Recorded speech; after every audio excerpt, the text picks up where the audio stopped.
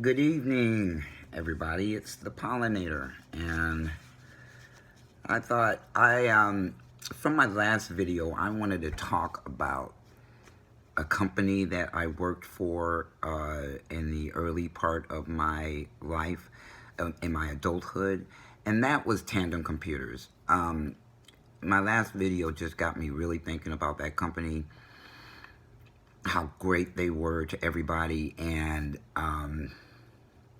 so I'm going to talk about it.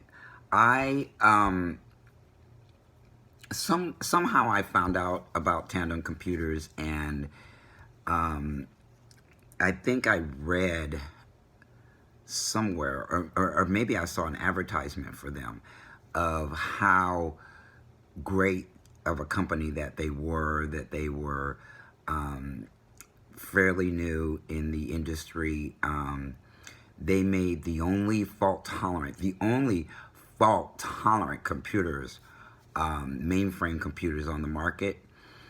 And what I mean by fault-tolerant is almost every inch of what was going on with that computer system was like duplicated so that nothing failed.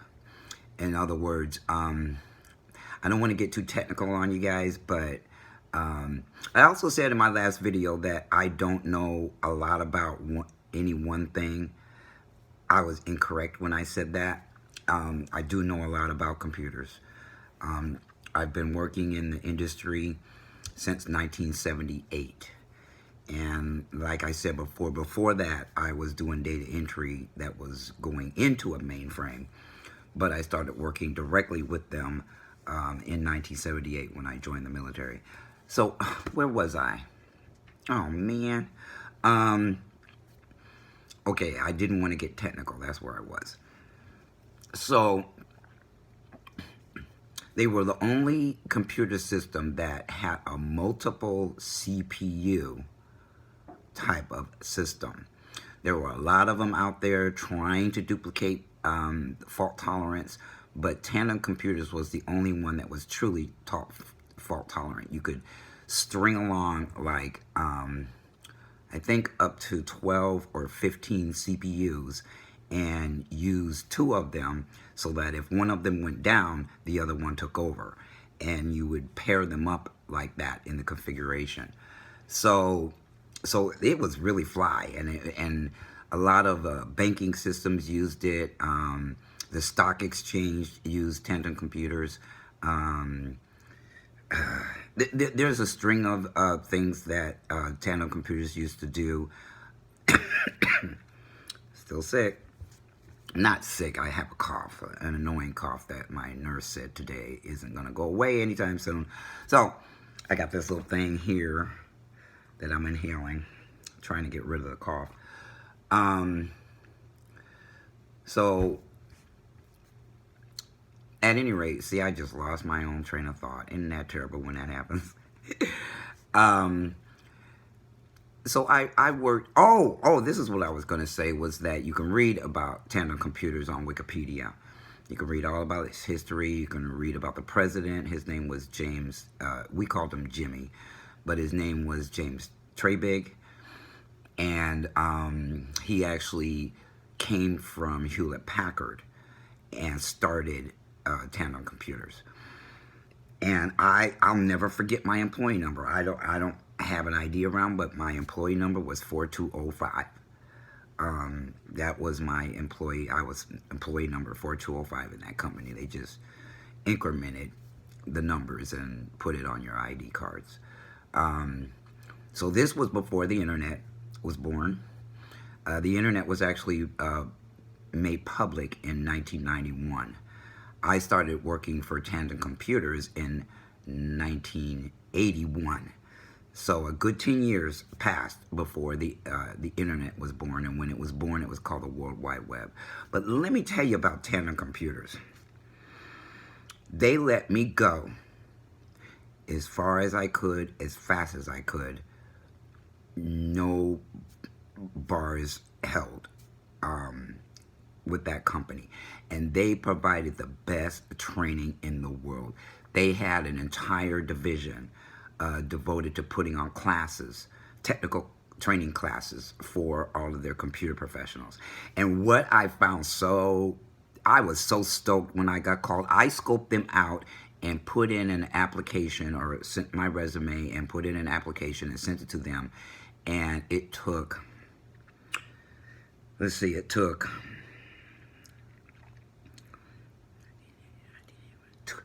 2 years before they called me. And I was so excited when they did call me, because I was working at other places that weren't that great to work for. But when they called me, I just turned on the burners with my interviewing skills. And the first week I was hired, they had a conference, a convention for computer operators, which I thought, I'd never heard of anything like that. I've heard of that for developers, engineers, people like that, but not computer operators, which was the bottom rung of the computer industry at the time. Computer operators run the hardware. But I got to go to this conference, this convention, in a hotel. I can't remember what city it was in. I remember about the hotel because there was a amusement park nearby. So I went to this conference. I didn't understand a word that was said that entire time. I just sat there and tried to soak everything in.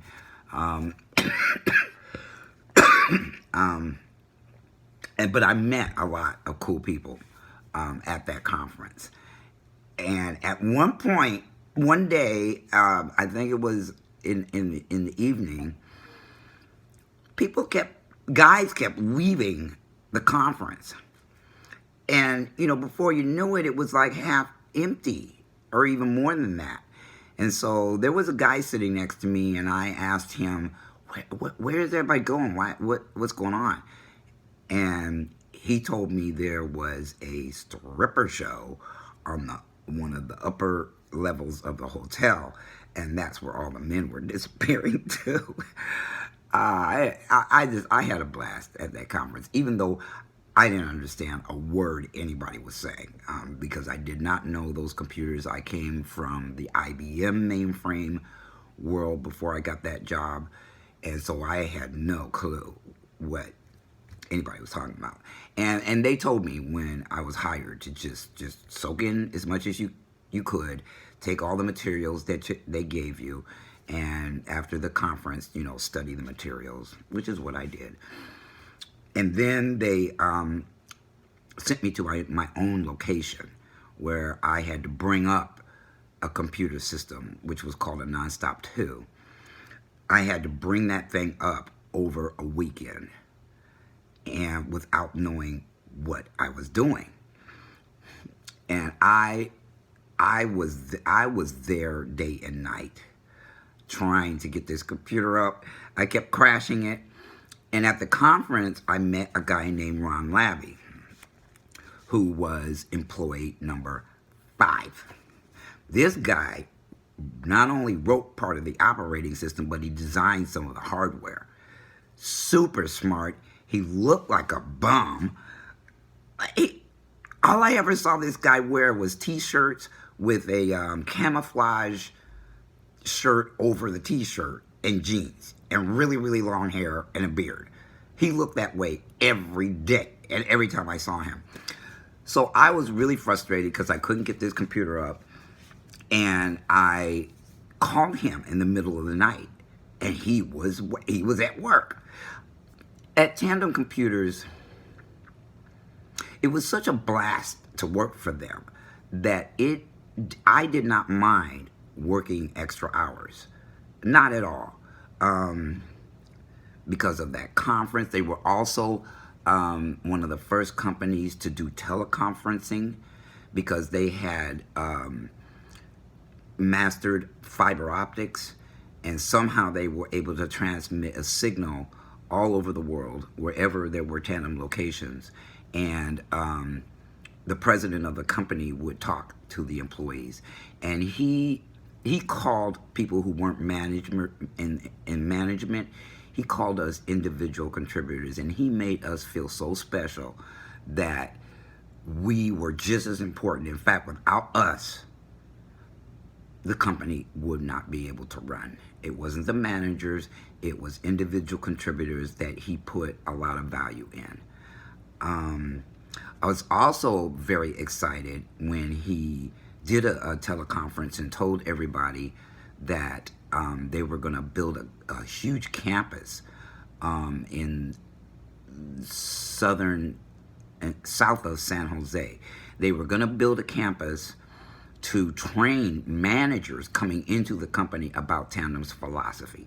And he had a philosophy. He created a philosophy of the value that they placed on employees and managers, and that he wanted all of the management to, no matter what company they came from, to be to learn the philosophy of Tandem so that they would duplicate the way he treated people.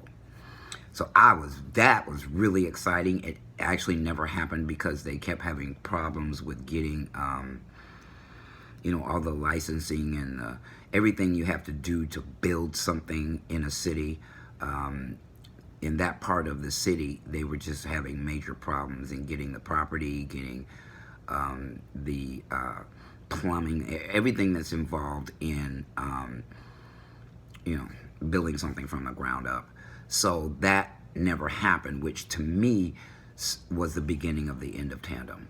Because once they started hiring managers from other companies, they brought their attitudes and their way of working and their way of managing people with them and started to change the face of Tandem. But before that happened, let me tell you what this place was like. We had James Tribig loved beer. So we had a beer bust every Friday. Every single Friday, the company would shut down and have a party. And it didn't matter where you were in the United States or abroad, that is what you did after noon. After noon, it was just party time. And I wasn't much of a drinker. I was more of a drug user. So while everybody was drinking beer down in every location had a cafeteria in it. Very nice, with very good food. So every site had some place for people to hold their beer bus. And while all the alkies were down there drinking, my office became party central, where everybody who did drugs was up in my office. Ron Labby. He showed up and told me what I was doing wrong in trying to bring the computer up, and he helped me all night. We stayed there until that computer was working. And because of him, and him coming over in the middle of the night helping me, I got that computer up and ready for people to move into the building that Monday. And they were so impressed by that, they gave me a raise.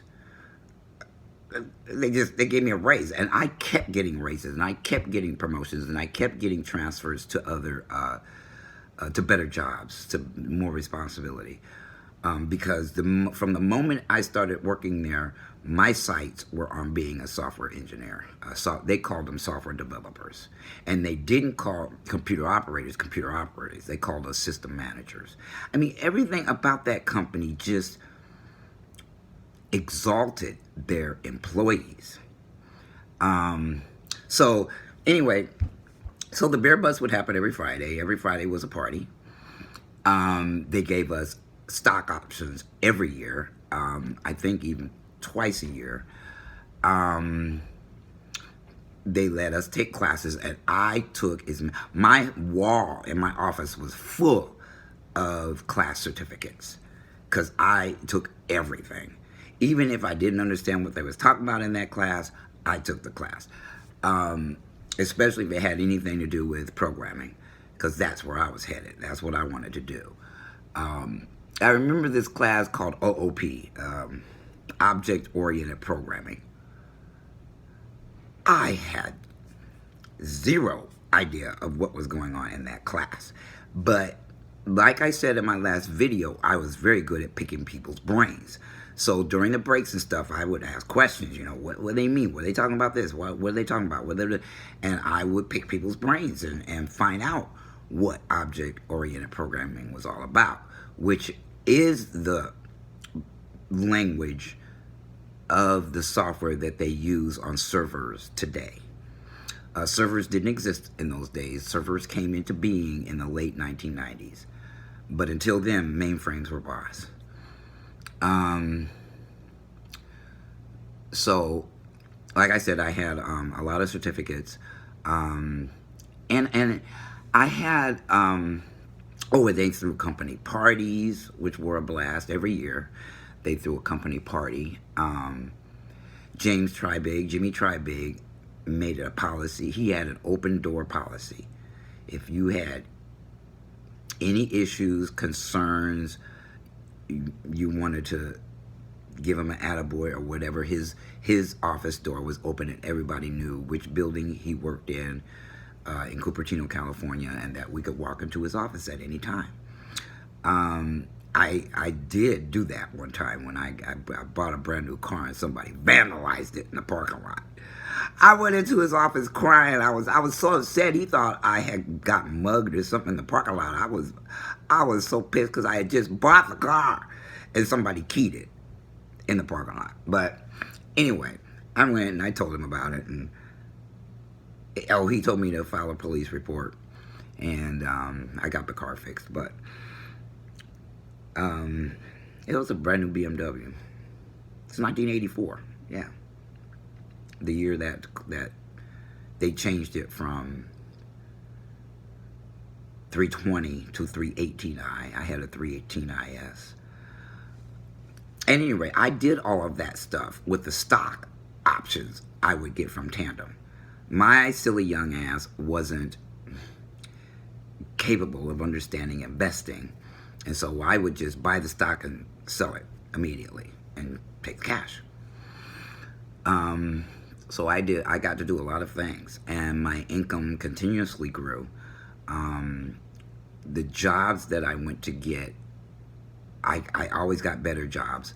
The first job I got out of being a system manager was being a report writer, where I had to learn a piece of software that they had called Inform that wrote reports for the mainframes.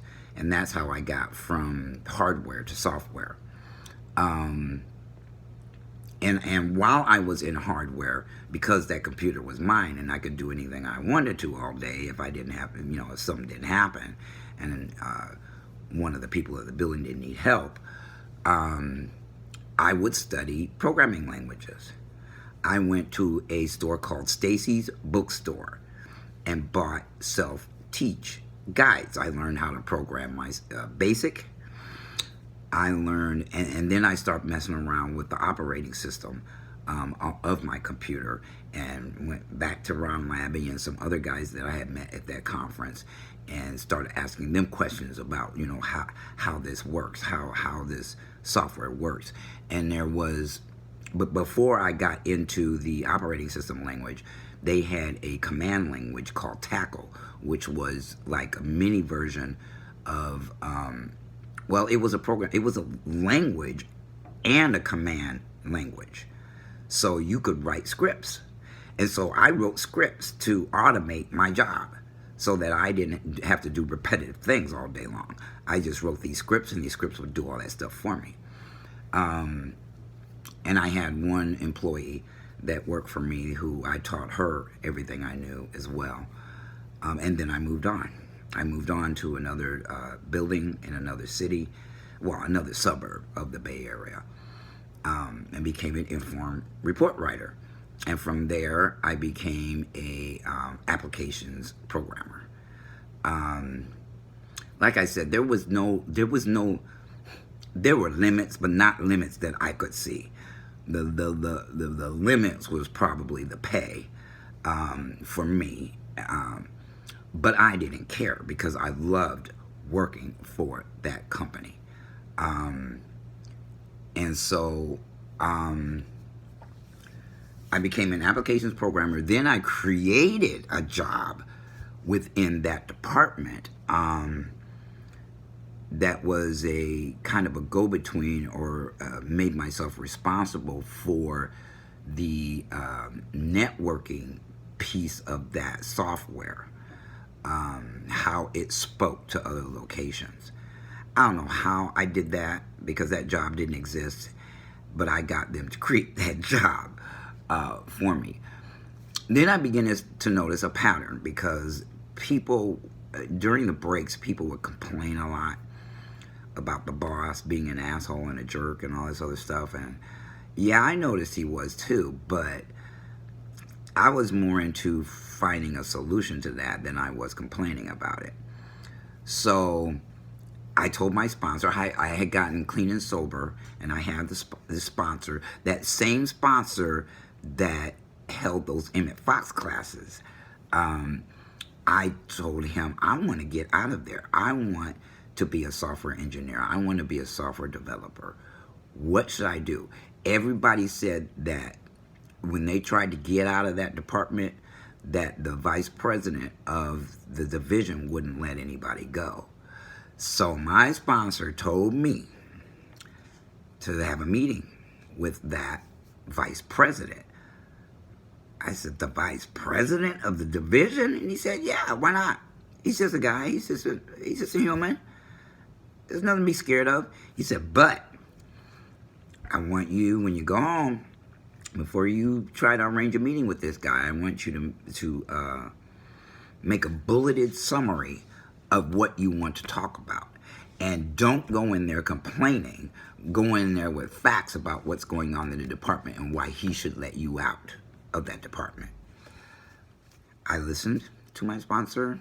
I created that bulleted list, and I arranged a meeting with the vice president, who had no idea why I wanted to talk with him.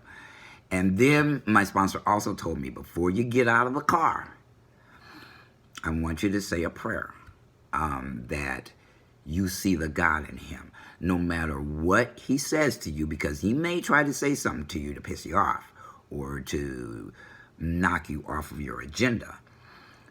So I want you to sit there and meditate and pray before you get out of that car and go into that meeting, that you stay on track no matter what he says, and that you see the God in him. I followed directions and went into that meeting, and I sat down, and he said, what could I do for you? And I started going through this list. And part of the things that was in that list was that there was a lot of disgruntled employees in that department. And I remember him saying, well, if people don't like it, they can be replaced. And I said, that's true, but you wouldn't have a department left. You'd have to replace everybody because everybody's upset. And he just sat back in his chair like, whoa, this one's got your act together, coming in talking to me. And you know what? That came from the way the president of the company was with his open door policy. See, we didn't have these guys on pedestals. They were just people. And so my sponsor reminded me of that. And so I started going down the list. And then at the end, I said, I want to try to get a job in some kind of software engineering job or tech support with the operating system software. But everybody's saying that if they try to get a transfer out of that guy's department, your manager's department, that you're not letting them go. And he said, well, since you've been very straight up in what you said, if you do find another job, you can go. I said, thank you. I got up, I shook his hand, and I walked out. I was dancing in the parking lot, okay? The fact that everybody was whining and complaining, and I was the one that had enough nerve to go to the VP of the department and get permission to leave. And I remember, and then so I start tracking down another job in another division. And I found a job through a guy that I met at that conference. I gave him some tips on how to be with women. He was from Sweden. He smelled really bad, and I gave him some advice at that conference that, you know what, if you get some cologne, some nice smelling cologne, and and take a shower and use soap, I said you probably land a lady, you know, because he was a good looking guy. But and he followed that advice, and we have been friends ever since. And he found a lady, so so I called on him, and he got me an interview in his department, which was tech support for the operating system, and I got the job. Next step. So while I was at that job, and let me tell you let me tell you what was really going on at that company too. When it comes to black people in these companies, they kind of let you sink or swim. Only the strong will survive. Because they'll throw your ass out there like they did me to bring up a computer system I knew nothing about over a weekend. But I figured a way around it. I always figured a way around everything. And so I continued keeping my eye on the prize, which was software development. And I got my opportunity. I interviewed with a lady that had a master's degree in data processing, or whatever they called it, software engineering. She had a master's. I got the job over her. So, you know, and I still didn't have a degree at all. I was working on getting an associate's in, what they call it. It wasn't an AA. Well, maybe it was an AA degree, but it was in data processing. I was working on that, but I didn't have it. And I would just I was driven. I had a goal, and I was going to get there. Nobody's going to stop me. Nothing that happened was going to stop me. And there were some strange things that happened along the way. But for the most part, I was able to overcome all of that stuff. Even though I was getting paid less than other people, I still kept getting promoted and kept getting transfers to different, better departments. So I got that job in software development, and they threw my ass out there to sink or swim with that too. But I've always been a very quick study, and I would just, I don't know, between picking other people's brains and figuring things out, I managed to reach my goal. And here's another perk for working for that company. Every 4 years, not only was our benefits great, absolutely great, we also, our vacation time accumulated. If you didn't use it in 1 year, it just got tacked on to the next year. And we got 2 weeks a year. And then every 4 years you worked for the company, you got something called a sabbatical, which was a 6-week paid vacation every 4 years. And if you had any vacation, you could add that onto the end of your sabbatical. By the time I get back to work, I forgot how to work. I forgot what I was doing. I forgot what my job was. I forgot how to work. I would just sit there for a week like, But I had such a great time working for that company. And so I got my dream job and moved a couple of locations. We got set up in a new building. A bunch of things happened at that building. Some really fun. I have another funny story, but I'm going to put that in my book about a guy I met. I actually didn't meet him at work. I met him somewhere else. Me and another lady met this guy somewhere else. And he showed up to set up my network. And when I figured out who he was, I gave him such a hard time. And it was really funny. But so I continued to work as a software developer, learn that skill. I got given responsibility for an entire version of the, I ended up working for Tackle, but the operating system that it was written in is what I was responsible for. So, well, one of the versions of it. And then all the other employees got other versions. And I loved my job. I did what I loved. I loved what I did. Computers came naturally to me. And that company, I want you to notice something. Companies don't operate like that anymore. They don't make their employees feel special. They make you feel like you're lucky you got a job. I never, ever, ever was treated that way at Tandem Computers. They never felt like they were doing us a favor by working there.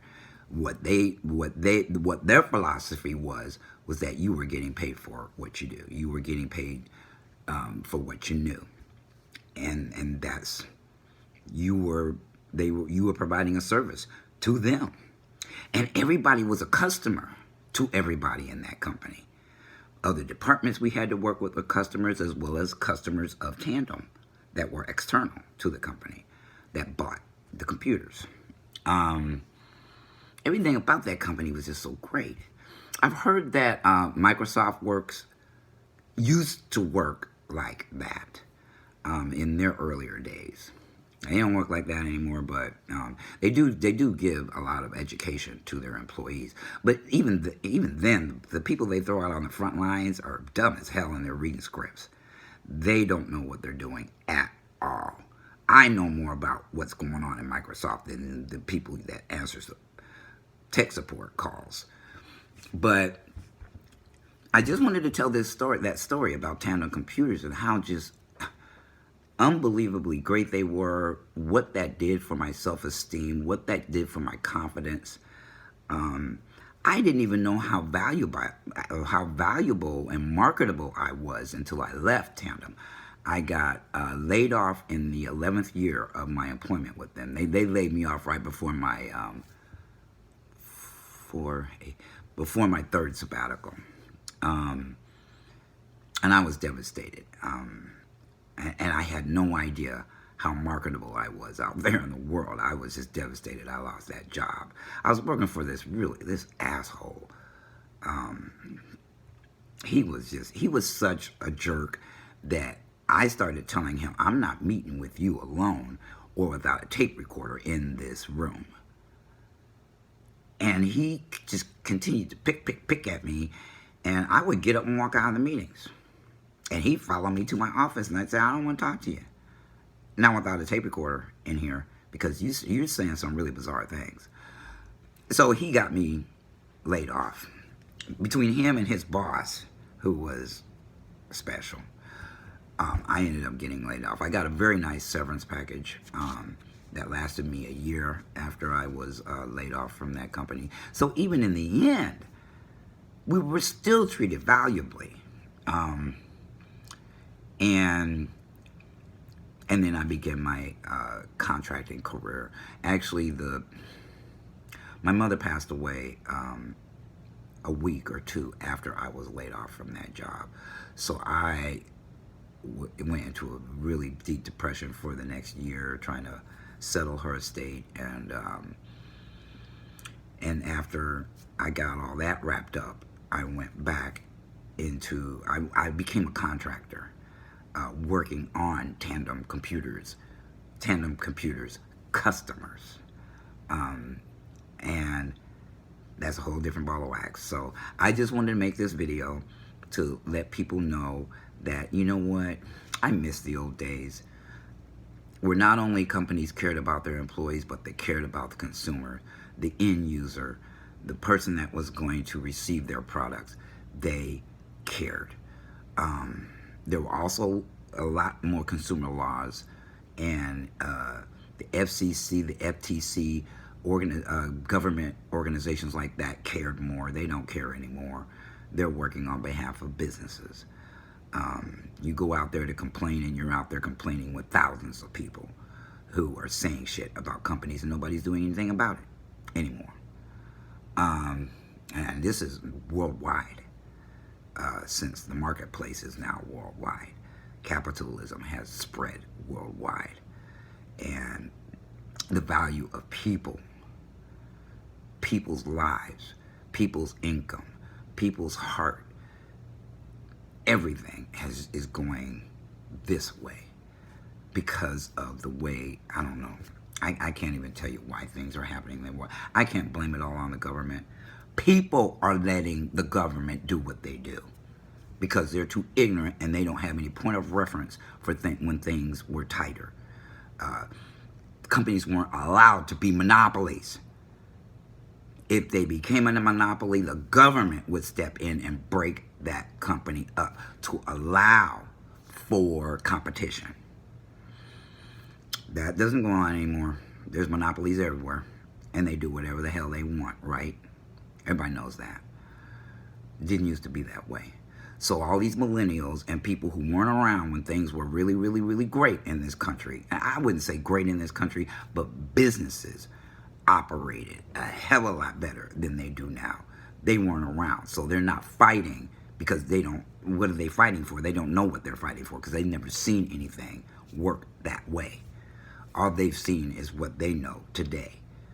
And so they have no point of reference to go after these companies to make them accountable and responsible for the welfare of their employees and stop treating them like they're doing them a favor to give them a job. That just gripes me. I'm so glad I'm not working today. I am so glad. This shit is driving me crazy, and I'm on the outside looking in now. But I hear it all the time. How hard they work people, how they underpay people, how many hours they have to work. I worked a 40-hour work week unless I wanted to work more, unless I wanted to work more. So anyway, that's all I have to say tonight, and I hope everybody has a blessed night and a blessed rest of the week, and pollinator out. Peace.